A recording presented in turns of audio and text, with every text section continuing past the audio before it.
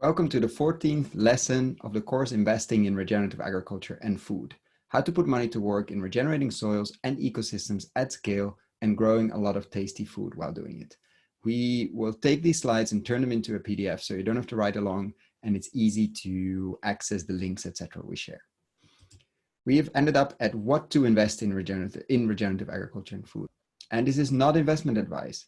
Just to be very clear, I have no money invested in any of these companies and funds we discuss.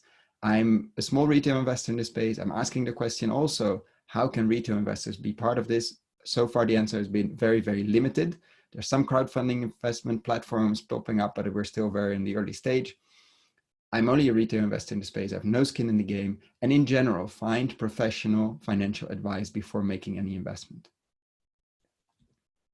So what are we looking at today? We've looked at land, meaning what to invest in land, buying and regenerating it. We've looked at transition finance for farmers. That was the previous lesson. And we're now looking at food companies. We're going to look at tech. We're going to look at ecosystem services. And we're going to look at potential co-investors that might be interested to partner with.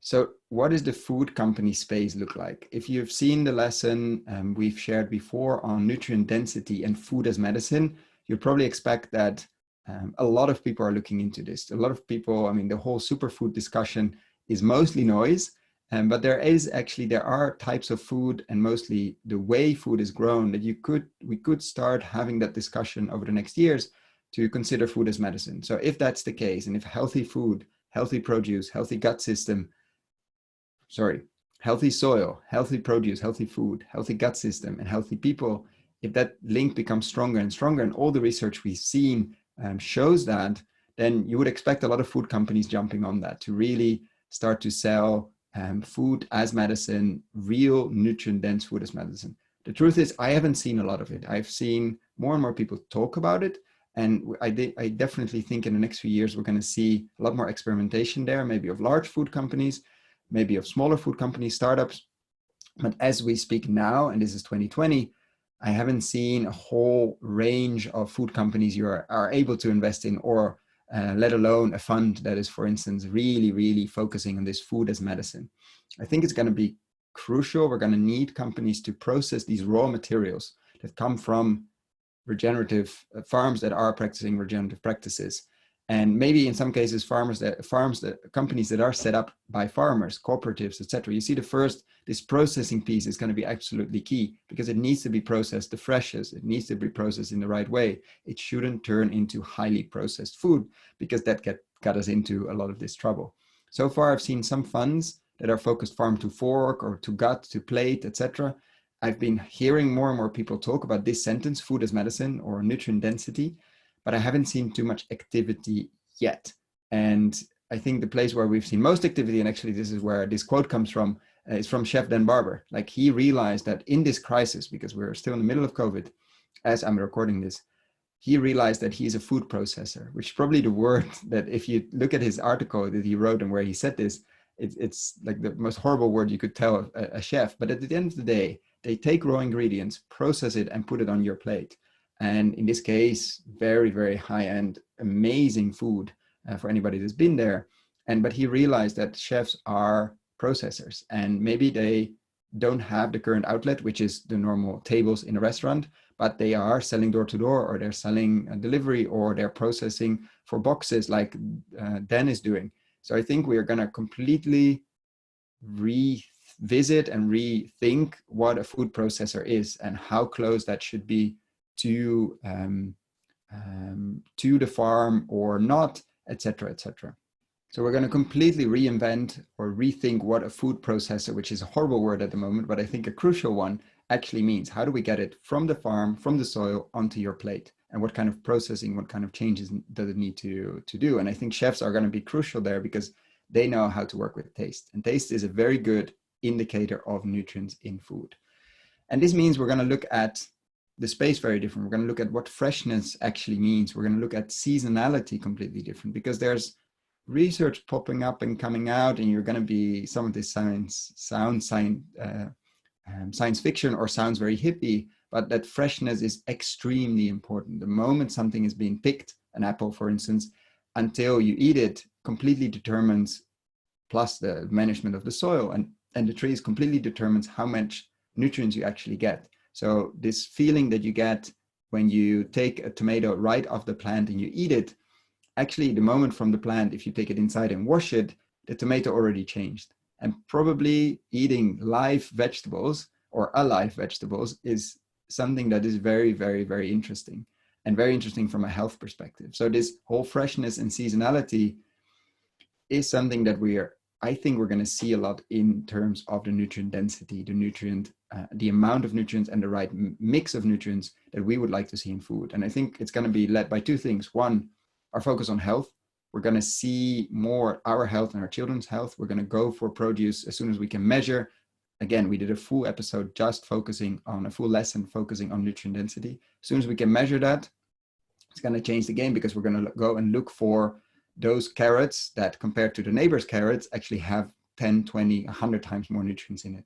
So we're going to look for the nutrient density of the food. And at the same time, all this research and all these measurement tools and all this stuff that's coming out actually is going to show us the emptiness of our current food. And that's probably going to create a lot of scandals, because the research has shown that a lot of the vegetables have lost a lot of their nutrients over the last decades, meaning you have to eat a lot more broccoli to get the same broccoli benefits that we got 30, 40 years ago. And in the same in meat, certain grains, etc. So we're going to discover more and more scandals on the emptiness, and we're hopefully going to turn that energy into looking for food that is full of stuff. And maybe meaning you have to eat less of it, and maybe meaning our healthcare bill can be different. I mean, there are a lot of implications of that. If you want to dive deeper into this, I definitely would recommend the playlist we've created. So a lot of the interviews we've done, in this case on the short food webs, we call it webs, because we've mentioned value chain obviously comes from the chain, which honestly comes from slavery, etc. So there's a lot of words and language we use, which even unconsciously actually is not part of our regenerative system. We've done a number of interviews. I want to highlight a few with Mark Frederic, how to radically change the food system through local supply chains. In this case, he uses the word change, so I'm using it as well. Geert van der Veer, who's setting up locally owned regenerative farms in Europe and is rapidly scaling. We've done a number of interviews with him and a Q&A. In terms of investing, I mentioned there's some crowdfunding popping up, and Dan Miller is running one of them, Stewart, in the US. So definitely, if you're interested in the democratization piece of impact investing, how can retail investors get involved in this piece, definitely check out that interview. What's the role of a fully vertically integrated product? So what's the role of ingredients, both for companies, for food companies, and for regenerative farmers or farmers that are moving towards a regenerative system? We've done an interview with a soy, one of the only, I think it's the only microbrewery soy companies in the Netherlands, in Europe. And they have a farmer which is part of their company and farms the soy and the grain for them. Fascinating story, fascinating product, but fascinating story as well. So check that out. And Russ Conser, we just launched it yesterday, actually, this interview, and how they are selling climate positive beef and using birds as an indicator if a farmer is practicing regenerative agriculture. So very diverse. If you're interested in that, dive deep into it. The quote of Dan Barber comes from this article where they looked into a lot of independent small farmers, and many are actually facing a very hard time and bankruptcy this year. So there are a number of tips there and how to get involved and how to make sure they don't go bankrupt, because this is their moment. This is the moment of regenerative local food systems, and it would be an absolute shame if so many of them disappear because they were completely dependent on restaurant sales, for instance. Highly recommended book, Third Plate by Dan Barber. I know many people that are actually active in this space because of that book, so definitely check that out. I mentioned one of the one of the funds, sorry, that's actually focused on farm to gut, so focus on technology and focus from the farm to the gut system to healthy people, which is Astanor, basic website, but definitely check them out. S2G is not 100% focused on regen ag, but definitely has made a number of soil, let's say, consumer-focused investments, meaning food companies that get their ingredients from healthy soils.